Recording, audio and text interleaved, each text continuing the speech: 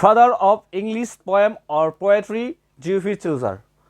Poet of poets, Edmund Spenser. Poet of nature, William Wordsworth. Poet of beauty and poet of sensuousness, John Keats. Rebel poet, Lord Byron. Epic poet, John Milton. Poet of supernaturalism, S.T. Cloris. Father of English essay, Francis Bacon. Father of English novel, Henry Fielding. Greatest modern English dramatist, G.B. Shaw. Greatest dramatist, William Shakespeare. First dictionary writer, Samuel Johnson. প্রিয় বন্ধুরা, আপনাদের সবাইকে রয় এডুকেটে স্বাগতম। এই যে বিষয়গুলো আমরা পড়লাম, এগুলো হচ্ছে ইংরেজি সাহিত্যের কিছু কিছু বিখ্যাত লেখক এবং কি কবিদের নাম, যাদের উপাধি সহ এখানে দেওয়া আছে। এগুলো হচ্ছে যারা ইংরেজি সাহিত্য নিয়ে পড়াশোনা করছে এবং যারা চাকরির জন্য প্রিপারেশন নিচ্ছে, তাদের এগুলো জানা অনেক অনেক গুরুত্বপূর্ণ বা অনেক জরুরি।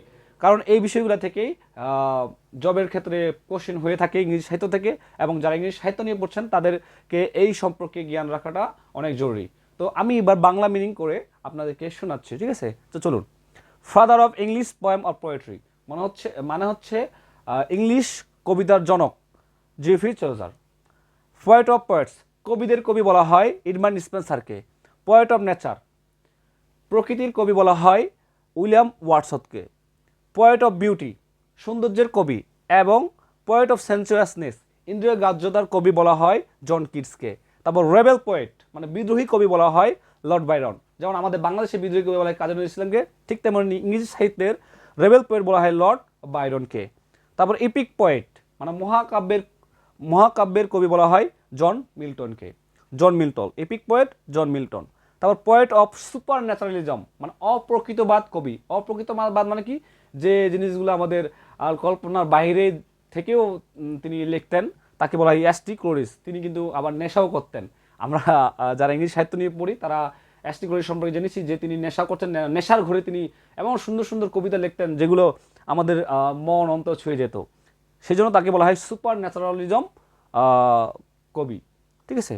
তারপর ফাদার অফ ইংলিশ এসে মানে ইংলিশ গদ্যের জনক বলা হয় ফ্রান্সিস বেকনকে। ইংলিশ গদ্যের জনক বলা হয় ফ্রান্সিস বেকনকে। ফাদার অফ ইংলিশ নোবেল মানে কি উপন্যাস, তাহলে ইংরেজি উপন্যাসের জনক বলা হয় হেনরি ফিল্ডিংকে। Henry Fielding. তারপরে গ্রেটেস্ট মডার্ন ইংলিশ ড্রামাটিস্ট, মহান আধুনিক নাট্যকার বলা হয় জিবি শাওকে।